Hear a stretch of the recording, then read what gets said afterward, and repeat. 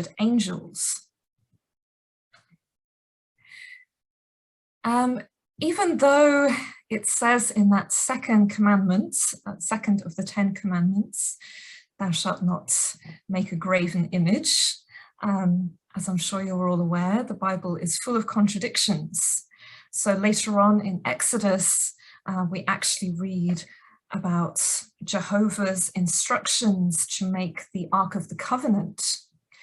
And he particularly said that you should make 2 cherubim out of hammered gold at the ends of the cover.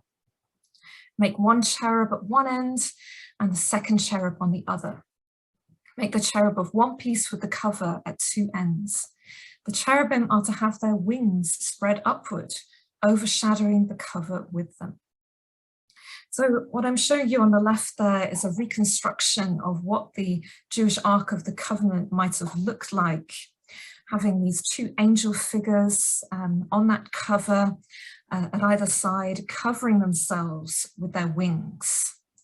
So the wings representing this kind of ability to fly and traverse the realms of heaven and earth, but also they can use them to cover themselves, to shelter themselves, protect themselves in a way from the glory of Jehovah. So angels definitely predate Christianity. But I'm showing you here the earliest known Christian portrayal of an angel.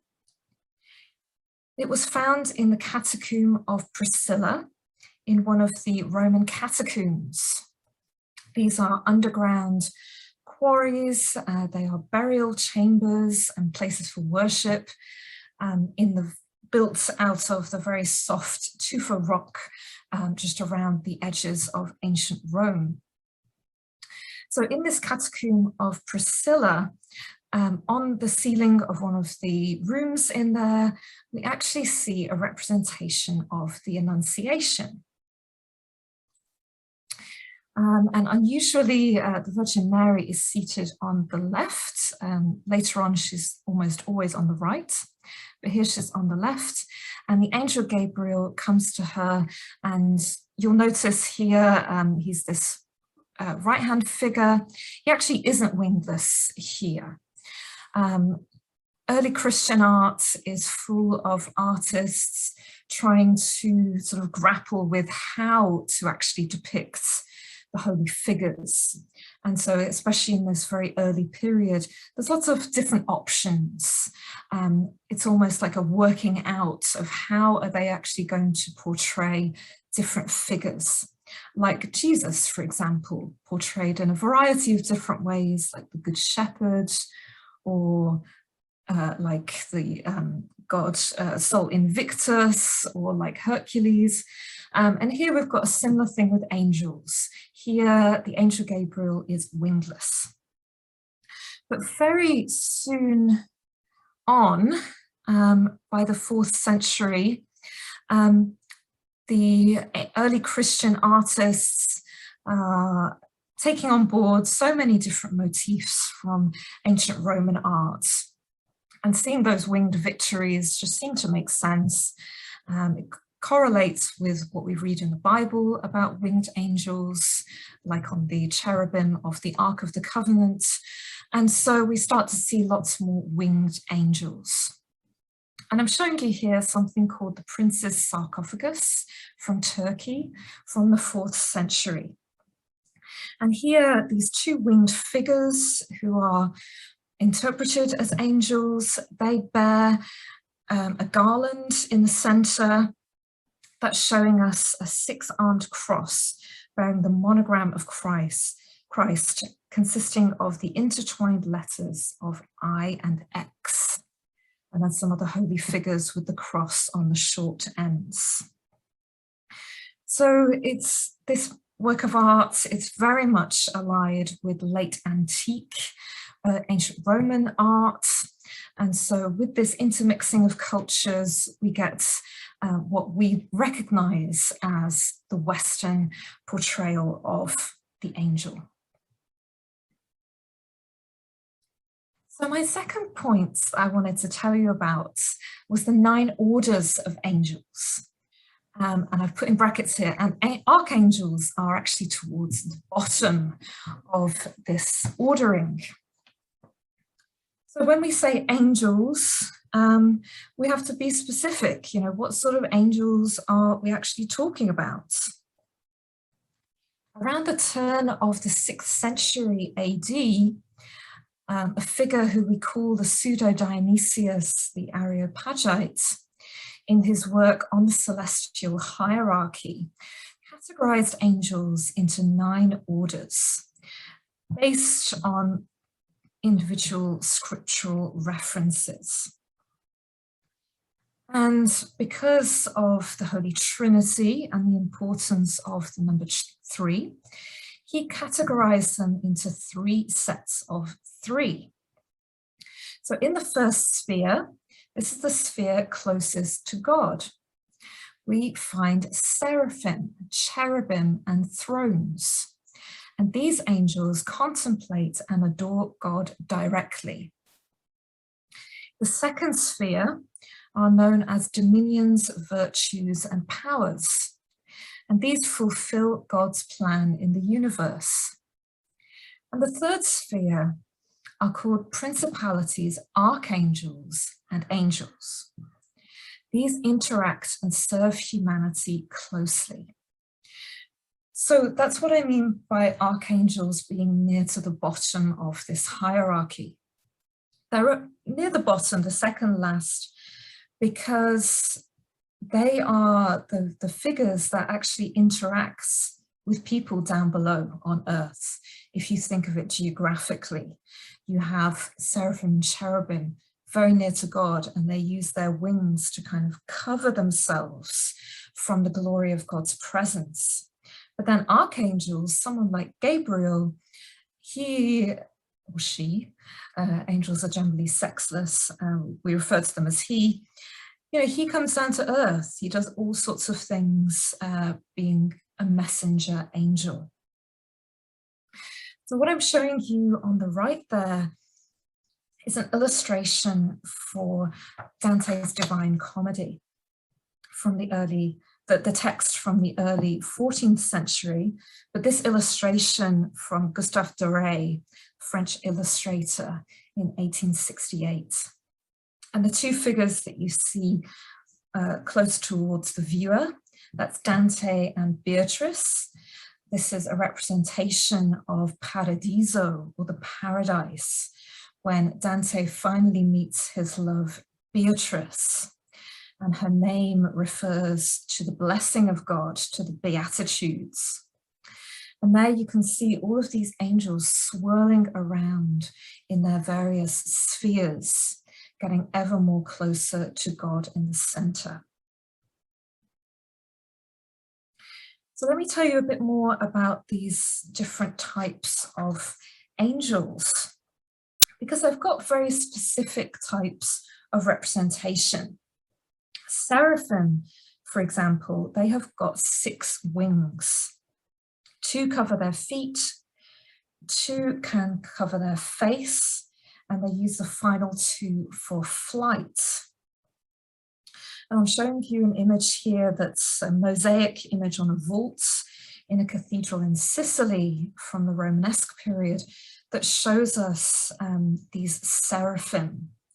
You can see the 2 wings sort of down here, covering the feet, 2 for flight, and 2 up here that they could have the potential to cover their face with.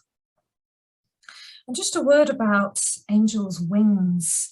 I was looking at them kind of closely, and it seems that the majority of angels' wings, as they are represented in Western art, are very much like the wings of a huge bird of prey, something like an eagle or an osprey, something like that.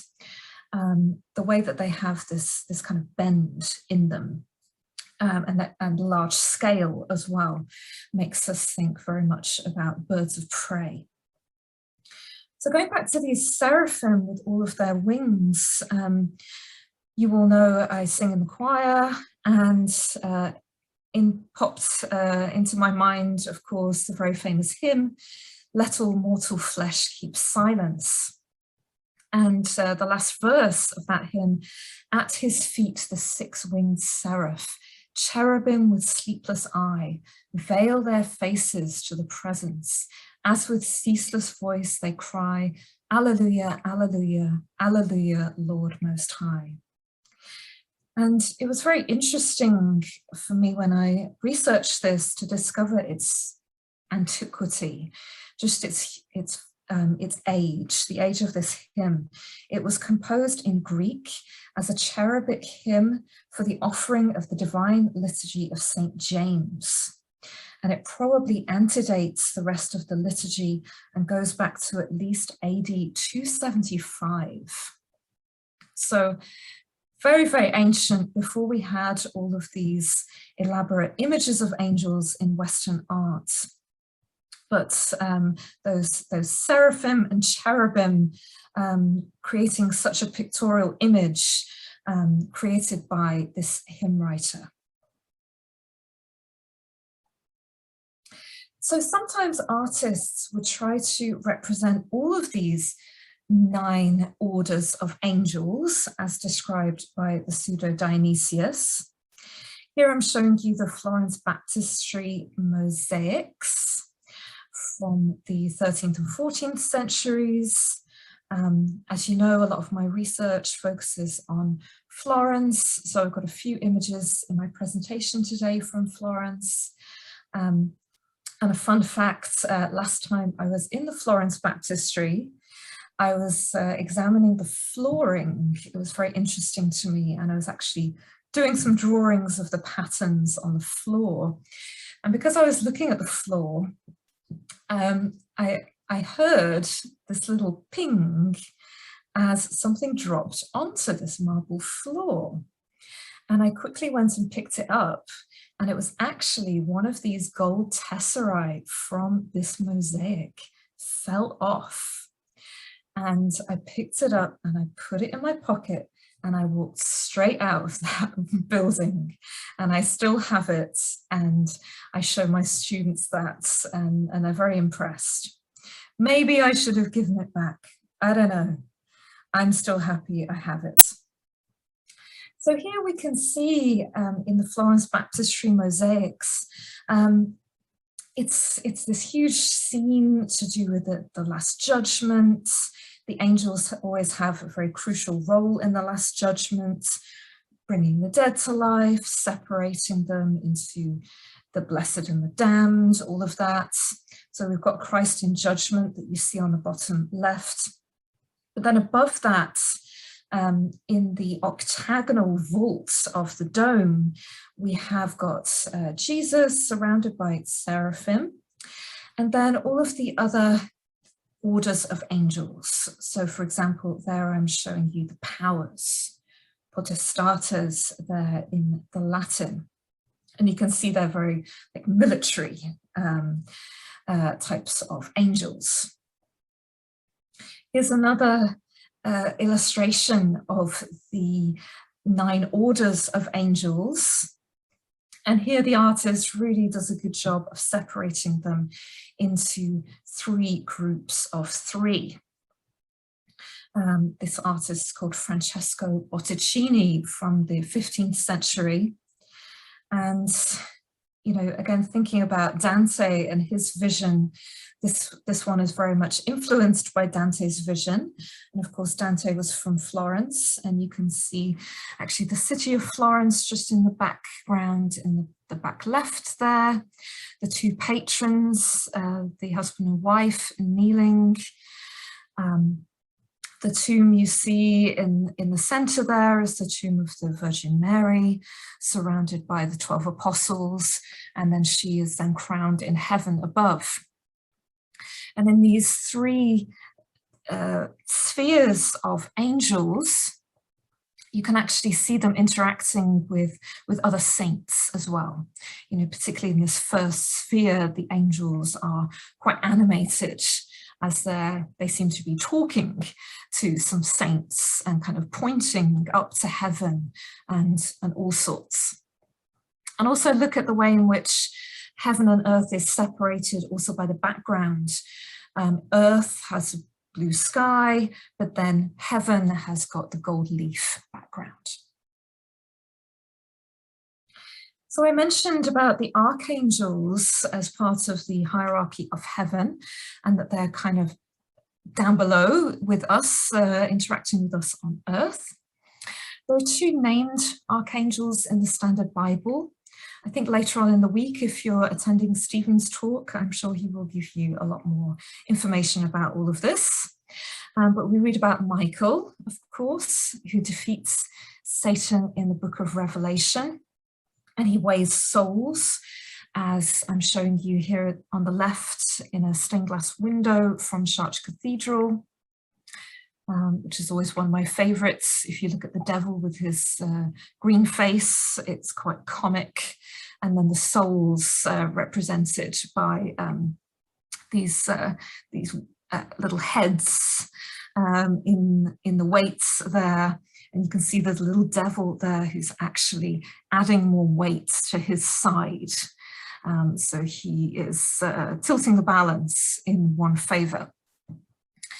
So we read about Michael, and we also, of course, read about Gabriel with God's message to Mary. But then two more are normally added, Raphael, and more about him in a moment. His name means God heals, and he appears in the book of Tobit, which is normally part of the Apocrypha. And then there's Uriel as well, who's very, very rarely represented in Western art. If you're in St. Michael's and you go and look at the high altar, the carved wooden altar, you will actually see all four archangels, including Uriel. And his name means God is light, God is my light, and he appears in the book of Enoch and also in the Gnostic Gospels. Okay, so now for something a little bit light-hearted. My third fact about angels: they are dog people. They are not cat people. They are dog people. So what do I mean by this? I'm being a little bit quirky here, a little bit facetious, but there are so many paintings, especially in the Italian Renaissance, that feature the Archangel Raphael. And look, he has a little dog with him. So I'm showing you three examples here, and you can spot the little dog. And it normally looks like a pet dog or a toy dog. You know, it's normally pretty cute, pretty small, and it's normally right next to Raphael. So you can think, oh, that's nice. Raphael has got a dog with him. So what's this all about? So let me go here and show you the dogs some more. So this is all to do with the story of Tobias and the angel. This is in the book of Tobit in the Apocrypha. So you will not often have heard it read in church, certainly not as one of the readings normally.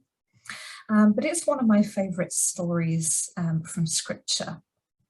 And it's all about the old man Tobit, who is blind, and his son Tobias, who has to go on this journey, and he has to go and marry a member of his family.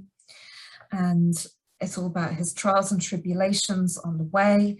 And he meets this figure who helps him. And that, it turns out, is the Archangel Raphael. And they find a fish, they catch a fish.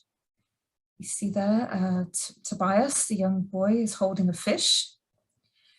And they use the fish at various points in their journey. Part of the fish heals Tobias's new wife and the demons surrounding her. But then they keep part of the fish, and when they're all the way back home, they use it and they heal Tobit's blindness. So the fish is really important. But accompanying them on the whole of this journey is the dog. So to begin with, it says Tobias went forward and the dog followed him. And then towards the end, it says, then the dog, which had been with them in the way, ran before, and coming as if he had brought the news, showed his joy by his fawning and wagging his tail. So that's when they eventually get back to the father Tobit in the end. And I believe this is the only domestic dog ever mentioned in the scriptures. If you find another one, please let me know. But it really adds a very nice domestic feel to this whole storyline. And Tobias and the Archangel Raphael, in these images, they always seem very happy to have the dog around with them. So this image of what we normally refer to as Tobias and the angel, it was very popular as an image in Renaissance Italy. I'm showing you here the version by Andrea del Verrocchio, one of my favorite artists. And I've put there with Leonardo da Vinci ? And that's because Andrea del Verrocchio, he had a very large workshop in Florence, and he was a very good master, good teacher. So he had apprentices, he taught artists like Botticelli and famously Leonardo da Vinci. And it seems that Leonardo, when he was a young boy, actually painted this particular dog. It's got his characteristic attention to the hair, the curls of the hair, and also maybe the fish. I'm sure Leonardo was a very precocious young boy in Andrea's workshop and was always asking to do more and more, I can just imagine. So Verrocchio probably let him do these animals in the image of Tobias and the angel. Well, let's have a look at the figure of Tobias here. He is wearing the regular clothing of a young Renaissance youth, with the long curly hair, the blue doublets, the red stockings, traveling boots, a cape. And he seems very keen to go on this journey with Raphael. They're starting to encounter some rocky ground. You can see that in the foreground. And they're leaving Tuscany, as you can see in the background. They're leaving all of the comforts of home. And these sort of images, they were so popular because they really resonated with the contemporary experiences of young men in the Italian Renaissance. So that social context saw young merchants, often still teenagers, going on quite dangerous business trips, working as merchants or bankers or other types of traders. And so they kind of saw themselves reflected in the figure of Tobias. And so they would pray to the Archangel Raphael, sometimes called Saint Raphael, to protect them on their journey. And there were quite a few confraternities dedicated to Saint Raphael in Florence, and these were specifically confraternities for young boys who could see that they really needed the protection of Raphael as they embarked on these journeys, which, yes, they could be quite dangerous. There could be bandits or anyone else on these sort of roads across Europe as they went to and forth conducting their business. Okay, so my next point here, again, it's kind of a silly one. I'm saying angels are moody. So what do I mean by this? Well, as opposed to our two little Raphael cherubs who are going along with us in our journey this evening, often angels, they have expressions. They're sometimes kind of displeased. it seems, with what's going on. So let me show you a few examples. This is one of my favorite paintings. I've always been just interested in this one, just in the emotions conveyed by this image by Simone Martini of the Annunciation. The angel Gabriel, he's entering this scene with a lot of movement. You see in the wings and the flapping of his draperies behind him, but he's like not taking no for an answer here from the Virgin Mary. He's delivering his message. He's saying, Ave Gratia plena, behold, full of grace. But then with his upturned finger and his quite piercing eyes, he's not a sort of fluffy figure, is he? I mean, he's a force to be reckoned with, this particular angel. I feel like sometimes angels get annoyed as well. This one, another Annunciation from the Italian Renaissance. Again, one of my favorite paintings when I was a little girl. I was always perplexed by this one, particularly how the ray of light comes down from heaven and a convenient little door opens in the wall of Mary's room there, ready to alight on Mary's head. It's really bizarre. But here, another bishop saint is actually coming along and presenting the angel Gabriel with a model of the city that he's protecting. And he's sort of saying, hey, will you look after my city? And the angel Gabriel is like, hey, I've got an important job to do here. He always just seems kind of annoyed to me. And what about these angels? Talking about moody angels or annoyed figures. These are the angels in the Ghent altarpiece by Jan van Eyck. They are the musical angels, because that's another thing that angels do. They protect people, they heal people, they give messages, they worship God, they do all of these things, and part of their worship is, of course, in singing. And, you know, some of them, Jan van Eyck has given some quite extraordinary expressions, you know, particularly the ones in the back there. This sometimes reminds me of an anthem I once had to sing in the St. Michael's choir, going back a few years when our choir director was at Simon Collins. We had to do this very, very difficult anthem that was very discordant. And the sopranos and the second altos were in beautiful thirds, beautiful harmony.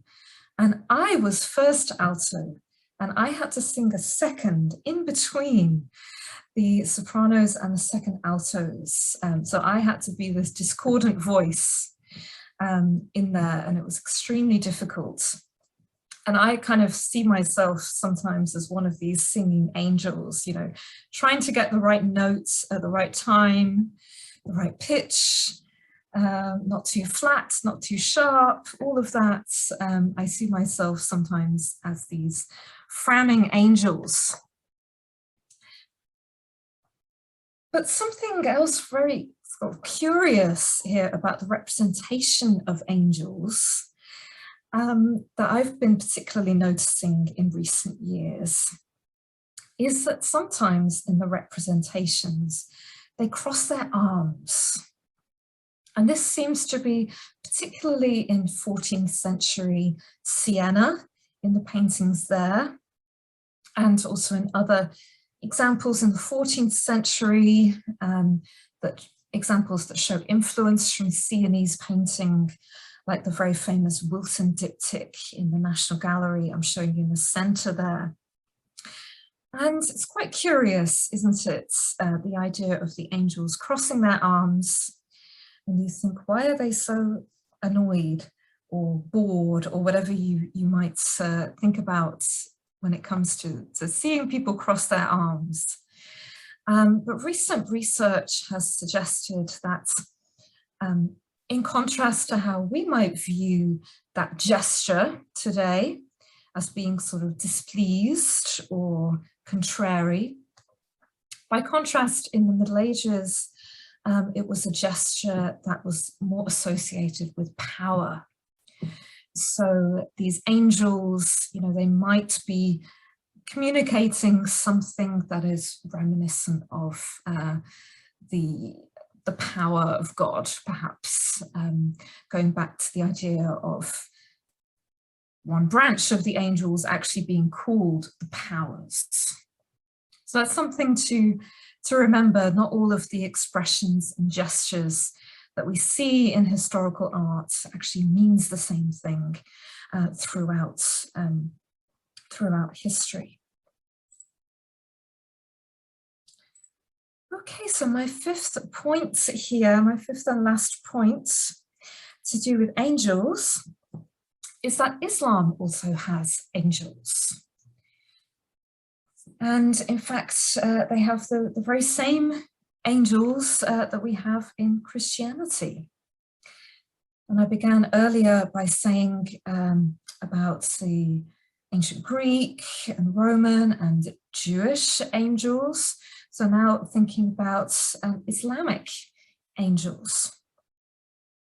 So belief in Allah's angels is actually one of the 6 articles of faith in Islam.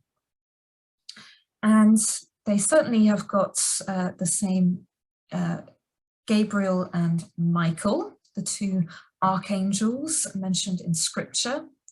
So Jibril or Gabriel delivered the revelation or the Quran to Muhammad, which was then transcribed and is the holy scripture of the Quran. And then the Prophet Muhammad, he was prepared for his meeting with God, his ascension or night journey, by both archangels, Jibril and Michael, one evening while he was asleep in the Kaaba, the sacred shrine of Mecca. And actually, this whole story of the meeting with God and the night journey, they were actually initially 2 separate incidents, but they were gradually combined in Islamic thought so that chronologically the purification of Muhammad in his sleep that begins this whole sequence happened immediately before he was transported in one single night from Mecca to Jerusalem, and that's known as the night journey. And he was transported there by the winged mythical creature known as Burak. So in Islamic art, angels wear crowns, they are winged, and they sometimes have flaming halos that sometimes cover their whole body. And so just a disclaimer here, the next slides do contain images of the Prophet Muhammad. So if you will find this offensive in any way, please click off Zoom or turn away if you would like.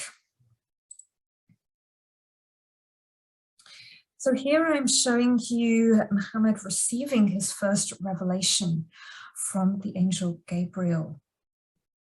You'll see here the representation of these 2 figures seems to be taking place in the desert wilderness of Saudi Arabia. Muhammad seated on the right there, ready and waiting to listen to the word of Allah, and the Archangel Gabriel delivering that to him, using that pointing gesture again, a sort of commanding gesture. And you'll see he has very large wings, and he was wearing a crown to emphasize his power. And yeah, he's an archangel. He is close to humanity. He is a messenger angel delivering this message, this recitation from Allah. The representations of the night journey or the ascension, this is where we see the most angels represented in Islamic art. And most of these representations come from Iran, present-day Iran, where the Shiite Muslims had a different approach to imagery. You're probably aware that for the majority of Muslims, they do not agree with portraying any religious figures in art. And this derives actually from sayings written down of Muhammad himself.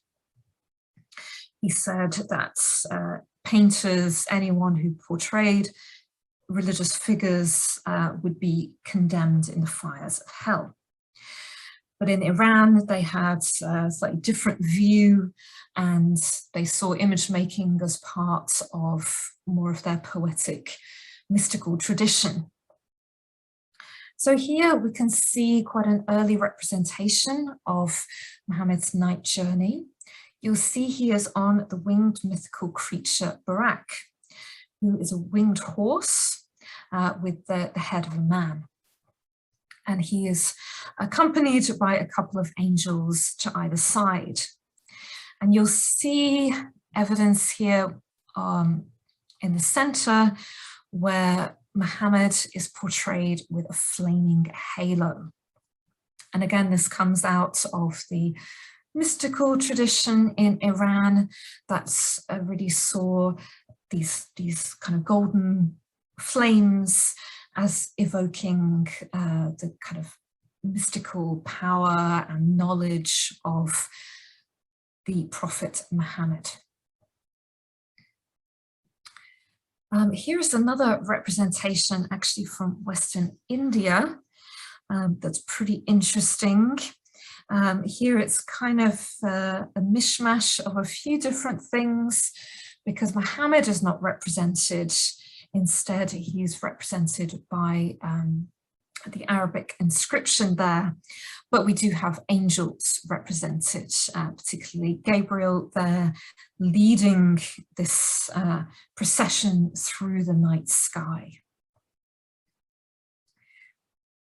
I think that this is one of the most extraordinary images portraying angels in Islamic art and portraying that night journey. So in the center, Muhammad on Burak, going through the night sky, being led by the Archangel Gabriel. Just the contrast of that gold leaf against that vivid blue background is extraordinary. And then as we move down the page, because this is a manuscript, as we go down the page, we can see the representation of these amazing clouds and just the fantastic movements that's conveyed through those clouds. And we can just see the moon in the distance there. And these angels, they're very animated, very colorful as they're flying through the night sky, conveying different religious objects and accompanying this magical night journey.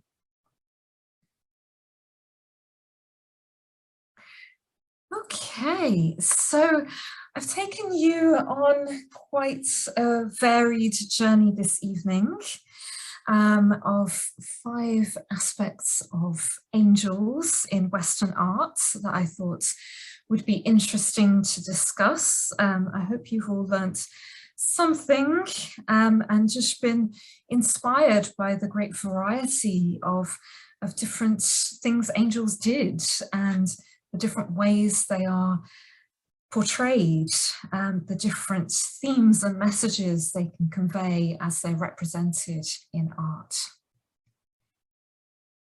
So, any questions? Thank you, Joe. Could you unshare your screen, please? Those of us at this end will know that I'm having considerable problems in keeping one of the leads in properly to show your picture on the screen. I do apologise to the people in the audience here.